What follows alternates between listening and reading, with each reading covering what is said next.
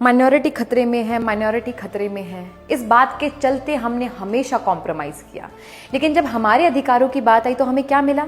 हथकड़ियां। आप जानते हैं तमिलनाडु में क्या चल रहा है? अभी हाल ही में ही तमिलनाडु की सरकार और वहां का पूरा सिस्टम अगेंस्ट खड़े हो जाते हैं सनातन धर्म और हाई कोर्ट के, क्योंकि हाई कोर्ट से सनातन धर्म के पक्ष में एक ऑर्डर पास होता है। आइए पूरी बात समझते हैं।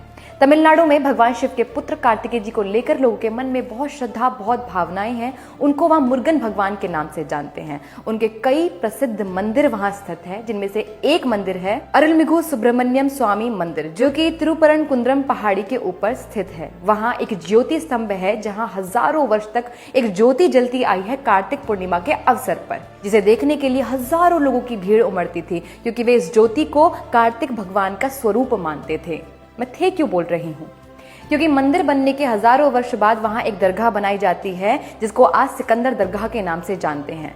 डीएमके की सरकार आने के बाद श्रद्धालुओं से कहा गया कि ये ज्योति अब से यहां नहीं जलाई जाएगी। यदि आपको ये ज्योति जलानी है तो पहाड़ी के नीचे जाकर किसी भी स्थान पर जला सकते हैं, क्योंकि इससे दूसरे मजहब के लोगों की भावनाएं आहत होती हैं। लोगों ने माना भी, वो ज्योति कई वर्षों तक नीचे जलती रही। लेकिन इस वर्ष हिंदू मुन्ननी नाम के हिंदू संगठन के द्वारा मदुरै हाईकोर्ट में एक पिटीशन डाली जाती है और कहा जाता है कि जो ज्योति है वो मूल स्थान पर ही जलाई जाए इस वर्ष से।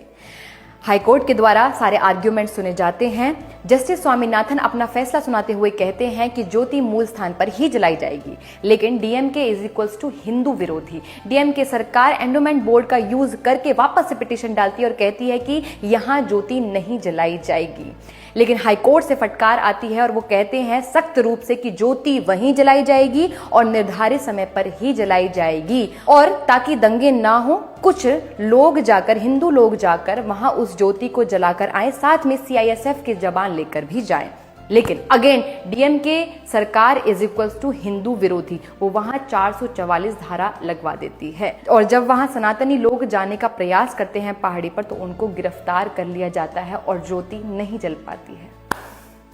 ये तो एक केस है जो हाई कोर्ट से सुप्रीम कोर्ट चला जाएगा, आर्ग्यूमेंट बनते रहेंगे, चलते रहेंगे, लेकिन क्या ऐसे ही हमारे अधिकार जाते रहेंगे? हमने हमेशा कोशिश करी कि हमें गले लगाना है, हमें साथ रहना है, हम मिलजुल कर रहेंगे, भाईचारा निभाते आए हैं, लेकिन हमें हर बार धोखा ही मिला है, कभी सरकार की तरफ से तो कभी लोगों की तरफ से। क्यों? आप इस पर विचार कीजिए। नमस्ते, जय श्री राम।